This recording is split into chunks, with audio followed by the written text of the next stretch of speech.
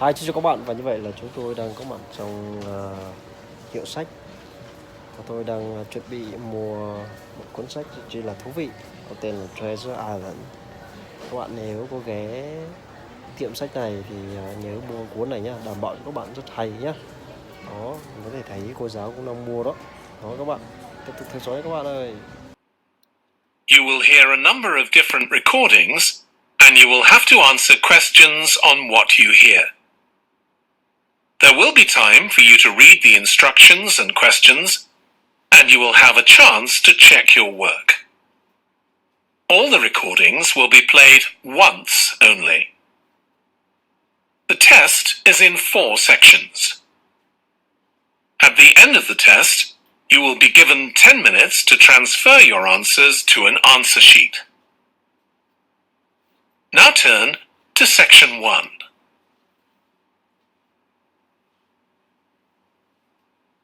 Section 1. You will hear a woman phoning the secretary of a cycling club to find out about becoming a member. First, you have some time to look at questions 1 to 6.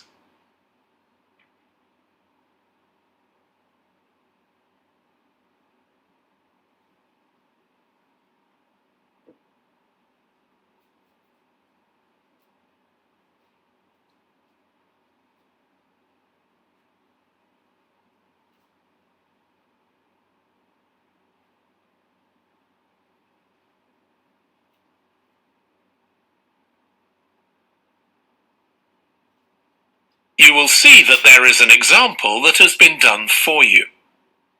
On this occasion only, the conversation relating to this will be played first. Hello, South City Cycling Club.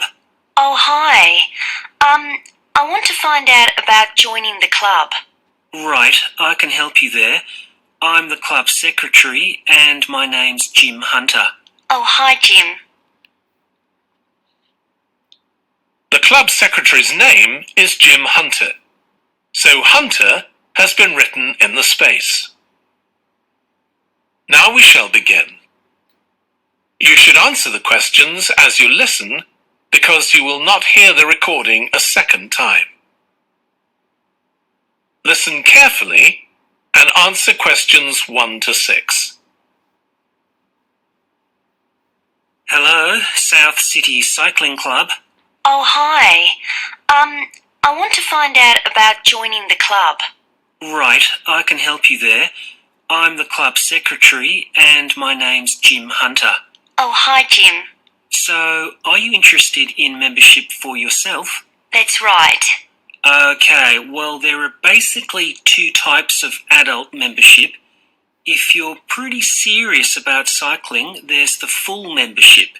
That costs $260, and that covers you not just for ordinary cycling, but also for races both here in the city and also in other parts of Australia. Right. Well, I'm not really up to that standard. I was more interested in just joining a group to do some cycling in my free time. Sure, that's why most people join.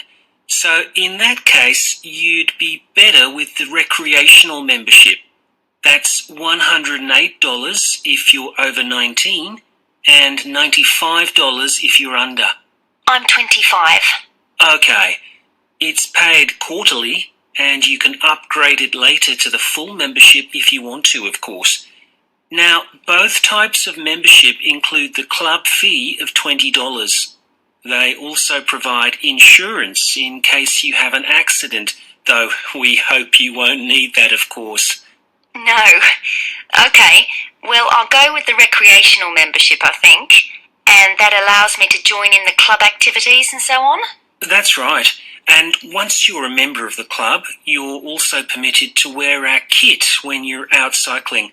It's green and white. Yes, I've seen cyclists wearing it. So can I buy that at the club? No, it's made to order by a company in Brisbane. You can find them online. They're called Jerry's. That's Jerriz. You can use your membership number to put in an order on their website. Okay. Now can you tell me a bit about the rides I can do? Sure. So we have training rides pretty well every morning, and they're a really good way of improving your cycling skills as well as your general level of fitness. But they're different levels. Level A is pretty fast. You're looking at about 30 or 35 kilometres an hour. If you can do about 25 kilometres an hour, you'd probably be level B. And then level C are the novices who stay at about 15 kilometres per hour. Right. Well, I reckon I'd be level B. So when are the sessions for that level? There are a couple each week. They're both early morning sessions. There's one on Tuesdays, and for that one you meet at 5:30 a.m, and the meeting point's the stadium. Do you know where that is? Yes, it's quite near my home, in fact. Okay, and how about the other one? That's on Thursdays. It starts at the same time, but they meet at the main gate to the park. Is that the one just past the shopping mall? That's it. Before you hear the rest of the conversation, you have some time to look at questions 7 to 10.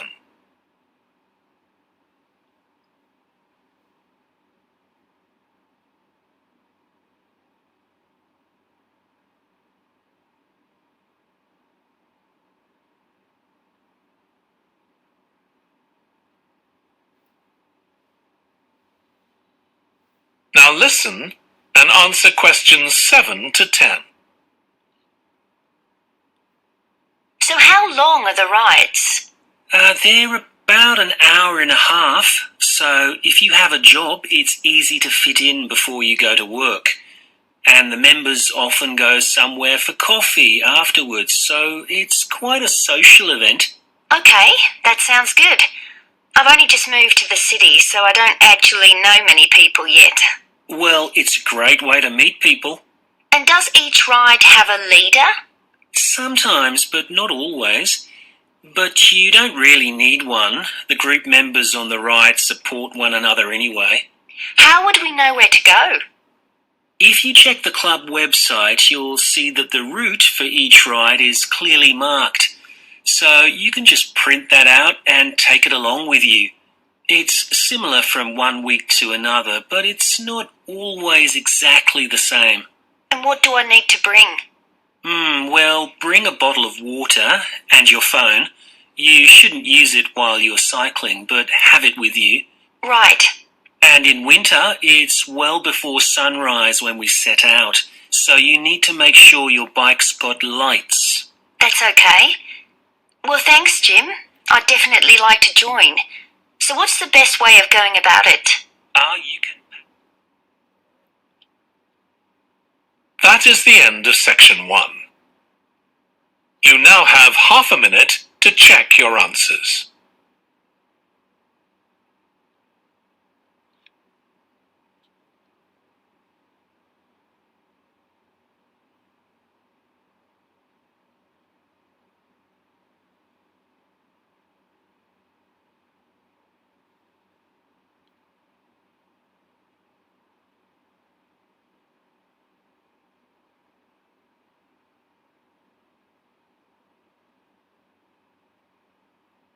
Now turn to section 2.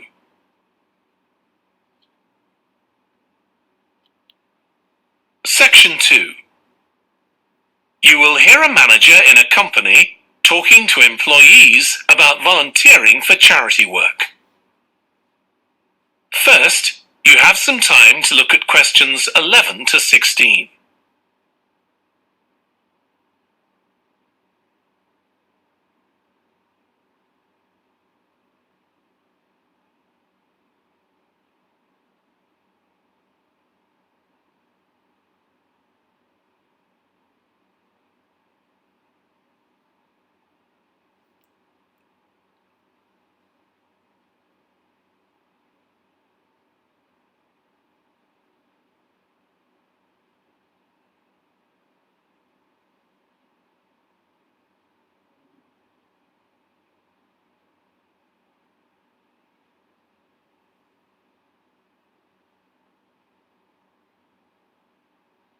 Now listen carefully and answer questions 11 to 16. Thanks for coming, everyone. Okay, so this meeting is for new staff and staff who haven't been involved with our volunteering projects yet.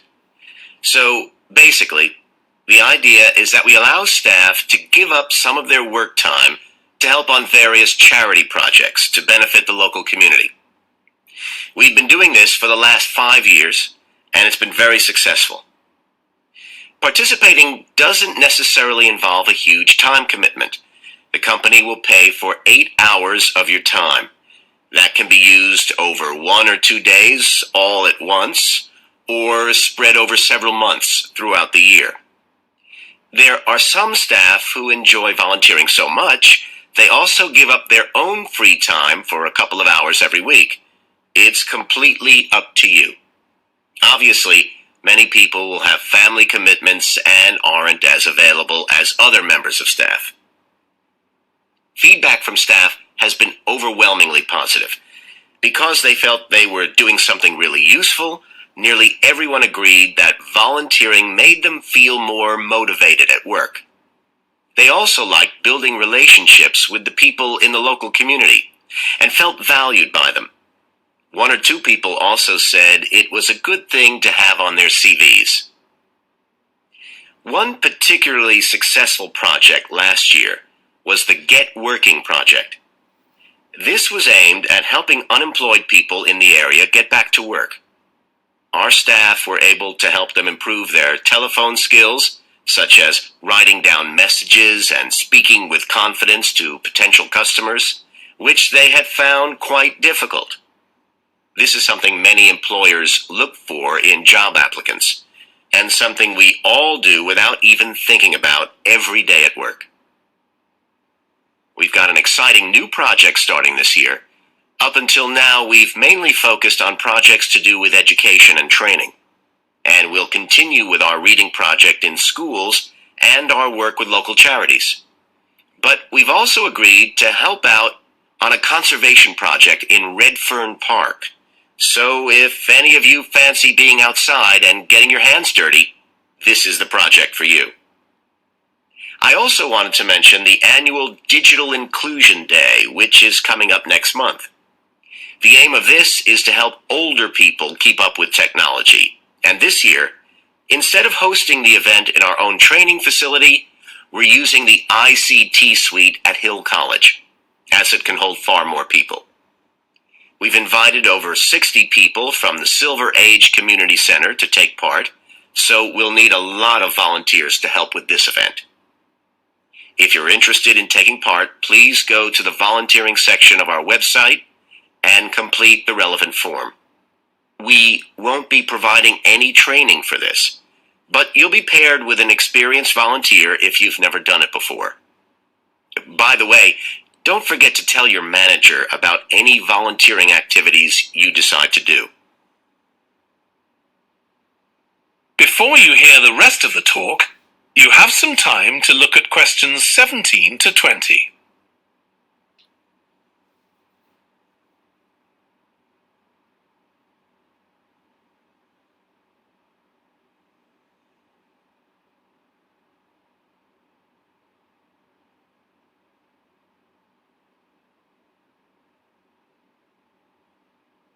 Now listen and answer questions 17 to 20. The participants on the Digital Inclusion Day really benefited. The majority were in their 70s, though some were younger, and a few were even in their 90s. Quite a few owned both a computer and a mobile phone, but these tended to be outdated models. They generally knew how to do simple things like send texts, but weren't aware of recent developments in mobile phone technology. A few were keen to learn, but most were quite dismissive at first. They couldn't see the point of updating their skills. But that soon changed. The feedback was very positive.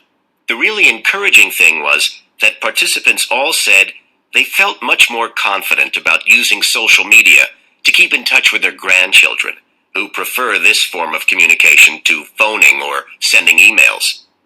A lot of them also said playing online games would help them make new friends and keep their brains active. They weren't that impressed with being able to order their groceries online, as they liked going out to the shops, but some said it would come in handy if they were ill or the weather was really bad. One thing they asked about was using tablets for things like reading newspapers. Some people had been given tablets as presents, but had never used them. So that's something we'll make sure we include this time. That is the end of section 2. You now have half a minute to check your answers.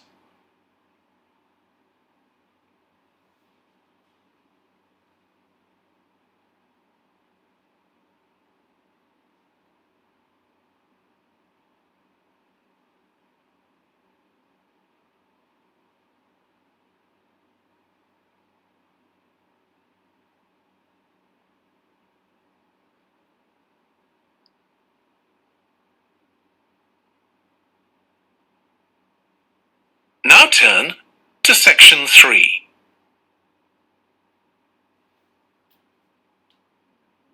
Section 3.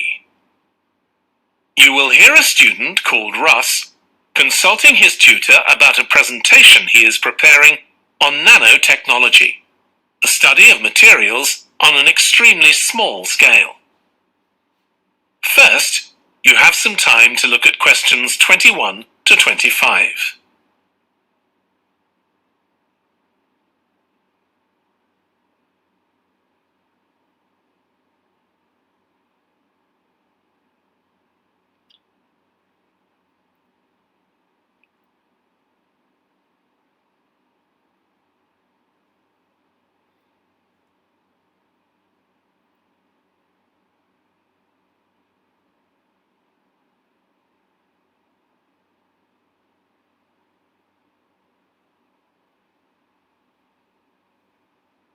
Now listen carefully and answer questions 21 to 25.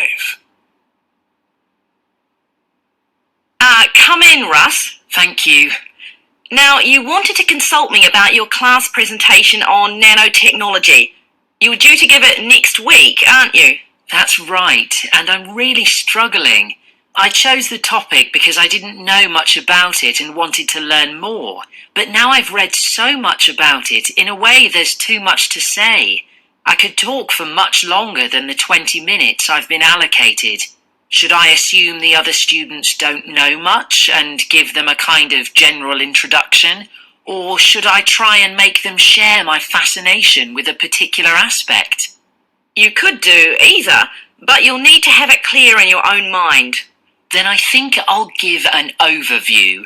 Okay, now one way of approaching this is to work through developments in chronological order. On the other hand, you could talk about the numerous ways that nanotechnology is being applied. You mean things like thin films on camera displays to make them water repellent, and additives to make motorcycle helmets stronger and lighter? Exactly. Or another way would be to focus on its impact in one particular area, say medicine or space exploration. That would make it easier to focus. Perhaps I should do that. I think that would be a good idea. Right. How important is it to include slides in the presentation? They aren't essential by any means, and there's a danger of tailoring what you say to fit whatever slides you can find. While it can be good to include slides, you could end up spending too long looking for suitable ones. You might find it better to leave them out. I see. Another thing I was wondering about was how to start. I know presentations often begin with, first I'm going to talk about this, and then I'll talk about that. But I thought about asking the audience what they know about nanotechnology. That would be fine if you had an hour or two for the presentation, but you might find that you can't do anything with the answers you get, and it simply eats into the short time that's available. So maybe I should mention a particular way that nanotechnology is used to focus people's attention. That sounds sensible. What do you think I should do next? I really have to plan the presentation today and tomorrow. Well, initially, I think you should ignore all the notes you've made, take a small piece of paper and write a single short sentence that ties together the whole presentation. It can be something as simple as, nanotechnology is already improving our lives. Then start planning the content around that. You can always modify that sentence later if you need to. Okay. Before you hear the rest of the discussion, you have some time to look at questions 26 to 30.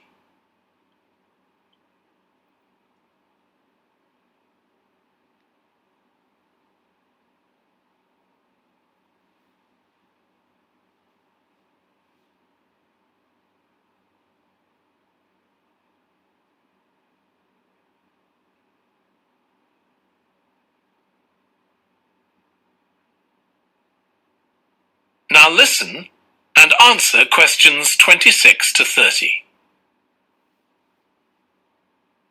Okay, now let's think about actually giving the presentation. You've only given one before, if I remember correctly, about an experiment you'd been involved in. That's right. It was pretty rubbish. Let's say it was better in some respects than in others. With regard to the structure, I felt that you ended rather abruptly, without rounding it off. Be careful not to do that in next week's presentation. Okay. And you made very little eye contact with the audience because you were looking down at your notes most of the time. You need to be looking at the audience and only occasionally glancing at your notes. Your body language was a little odd. Every time you showed a slide, you turned your back on the audience so you could look at it. You should have been looking at your laptop. And you kept scratching your head, so I found myself wondering when you were next going to do that, instead of listening to what you were saying. Oh dear. What did you think of the language? I knew that not everyone was familiar with the subject, so I tried to make it as simple as I could. Yes, that came across. You used a few words that are specific to the field, but you always explained what they meant, so the audience wouldn't have had any difficulty understanding. Uh-huh. I must say, the handouts you prepared were well thought out. They were a good summary of your presentation, which people would have been able to refer to later on, so well done on that. Thank you. Well, I hope that helps you with next week's presentation. Yes, it will. Thanks a lot. I'll look forward to seeing a big improvement then. That is the end of section 3. You now have half a minute to check your answers.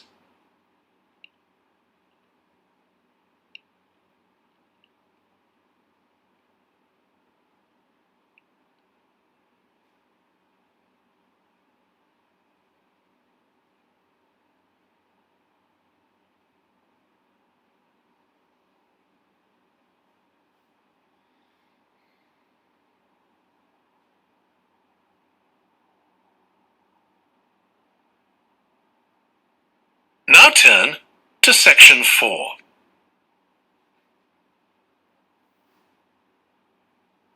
Section 4. You will hear a lecturer in psychology talking about a type of memory. First, you have some time to look at questions 31 to 40.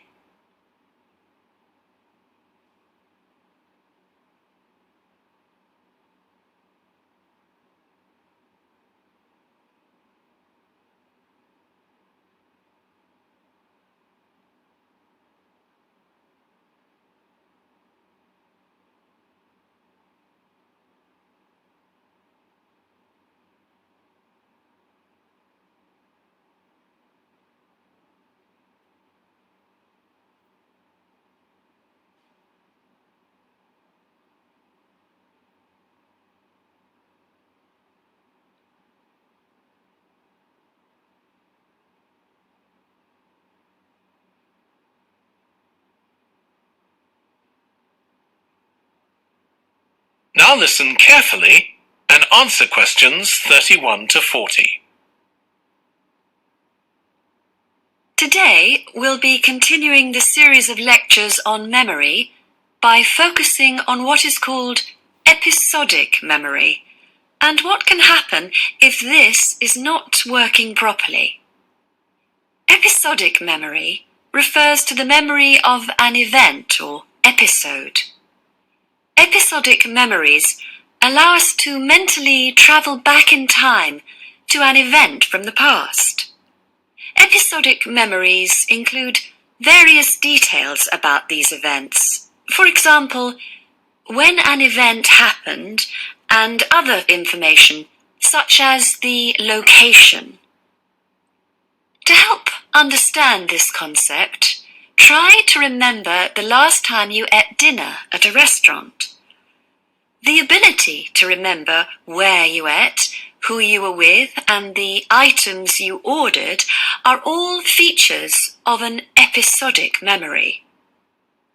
Episodic memory is distinct from another type of memory called semantic memory. This is the type of factual memory that we have in common with everyone else. That is your general knowledge of the world. To build upon a previous example, remembering where you parked your car is an example of episodic memory. But your understanding of what a car is and how an engine works are examples of semantic memory. Unlike episodic memory, semantic memory isn't dependent on recalling personal experiences.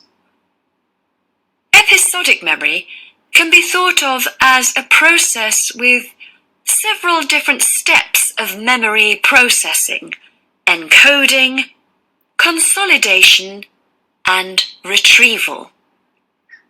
The initial step is called encoding. This involves the process of receiving and registering information which is necessary for creating memories of information or events that you experience. The degree to which you can successfully encode information depends on the level of attention you give to an event while it's actually happening. Being distracted can make effective encoding very difficult. Encoding of episodic memories is also influenced by how you process the event.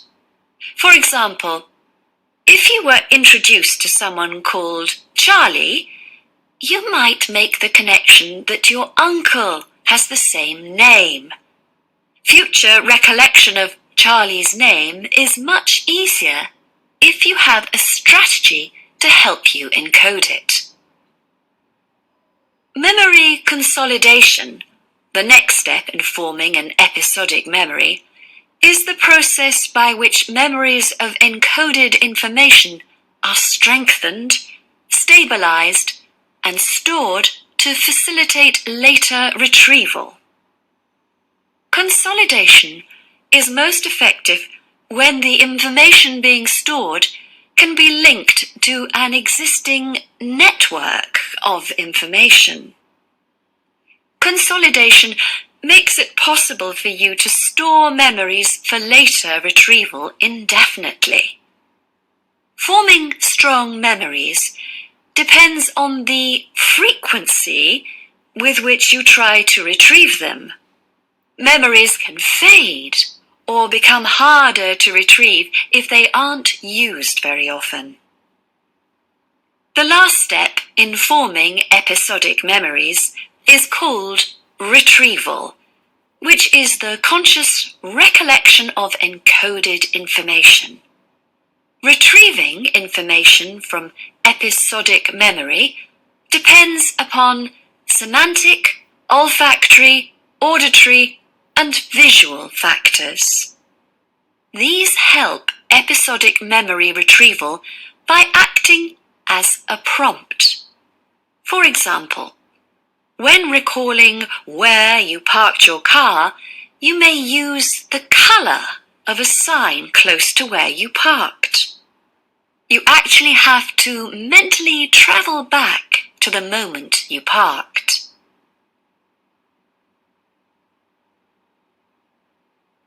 There are a wide range of neurological diseases and conditions that can affect episodic memory. These range from Alzheimer's to schizophrenia to autism. An impairment of episodic memory can have a profound effect on individuals' lives. For example, the symptoms of schizophrenia can be reasonably well controlled by medication.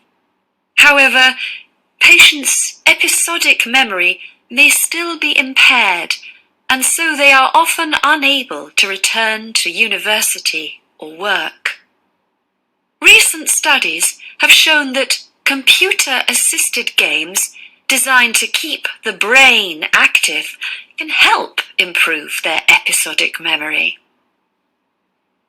Episodic memories can help people connect with others, for instance by sharing intimate details about their past, something individuals with autism often have problems with. This may be caused by an absence of a sense of self. This is essential for the storage of episodic memory and has been found to be impaired in children with autism. Research has shown that treatments that improve memory may also have a positive impact on children's social development. One study looked at... That is the end of section 4. You now have half a minute to check your answers.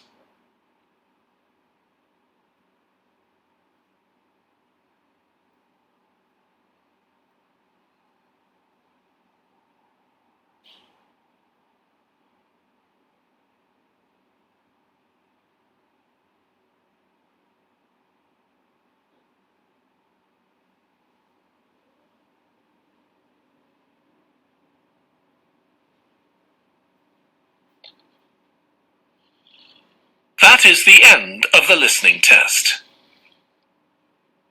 In the IELTS test, you would now have 10 minutes to transfer your answers to the answer sheet.